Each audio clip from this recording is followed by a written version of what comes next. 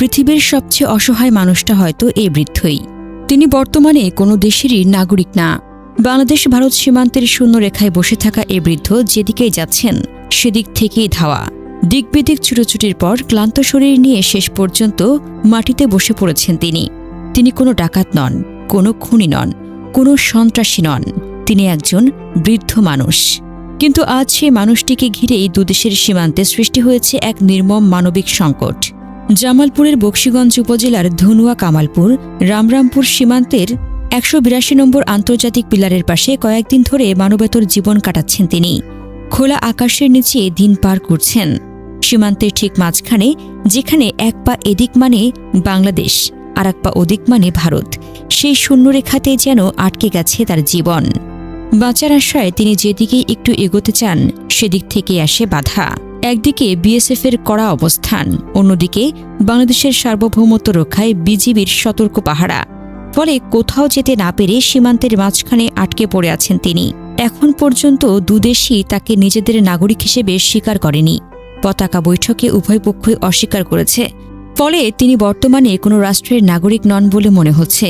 একেবারে নাগরিকত্বহীন অবস্থায় আটকে আছেন।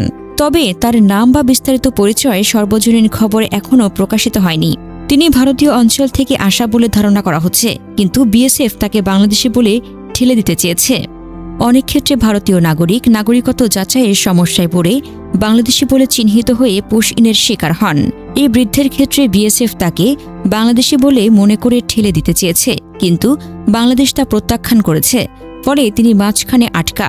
১১ জুন পর্যন্ত তিনি শূন্যরেখায় আটকে আছেন। পতাকা বৈঠক হয়েছে, কিন্তু সমাধান হয়নি। পরিস্থিতি শান্ত আছে, তবে তার কষ্ট চলছে। দুদেশের মধ্যে উচ্চ পর্যায়ের আলোচনা চলতে পারে। তাকে হয়তো ভারতে ফেরত নেওয়া হবে, নয়তো মানবিক কারণে কোনো এক দেশে আশ্রয় দেওয়া হতে পারে। এ ধরনের ঘটনায় অনেক সময় দীর্ঘ সময় লাগে এবং মানবিক সংকট তৈরি হয়। সবচেয়ে কষ্টের বিষয় হল, এই বয়সে একজন মানুষের থাকার কথা ছিল নিজের ঘরে, পরিবারের কাছে, নাতি নাতনির হাসির মধ্যে। কিন্তু তার ভাগ্যে জুটেছে সীমান্তের ঘাস ভরা জমি, অনিশ্চয়তা আর অপেক্ষা। ক্ষুধার্ত শরীর নিয়ে দিনের পর দিন কাটিয়ে দিচ্ছেন তিনি। তবুও মানবতা পুরোপুরি হারিয়ে যায়নি। বাংলাদেশের স্থানীয় গ্রামবাসীরা তার পাশে দাঁড়িয়েছেন। নিজেদের সামর্থ্য অনুযায়ী কেউ পানি, কেউ বিস্কুট, কেউ শুকনা খাবার পৌঁছে দিচ্ছেন তার কাছে। রাষ্ট্রের সীমান্ত যেখানে থেমে যায়, মানুষের মানবতা সেখানে এখনও বেঁচে আছে। যে মানুষটিকে নিয়ে দুদেশের মধ্যে টানাপোড়েন চলছে, সেই মানুষটির কাছে হয়তো এখনও সবচেয়ে বড় পরিচয় নাগরিকত্ব নয়। সবচেয়ে বড় পরিচয় তিনি একজন মানুষ, একজন অসহায় বৃদ্ধ মানুষ, যার চোখে আজ শুধু একটাই প্রশ্ন, আমি আসলে কোথায় যাব? সীমান্তের শূন্যরেখায় বসে থাকা এই বৃদ্ধের ছবিটি শুধু একজন মানুষের কষ্টের গল্প নয়, এটি আমাদের সময়ের এক নির্মম মানবিক বাস্তবতার প্রতিচ্ছবি।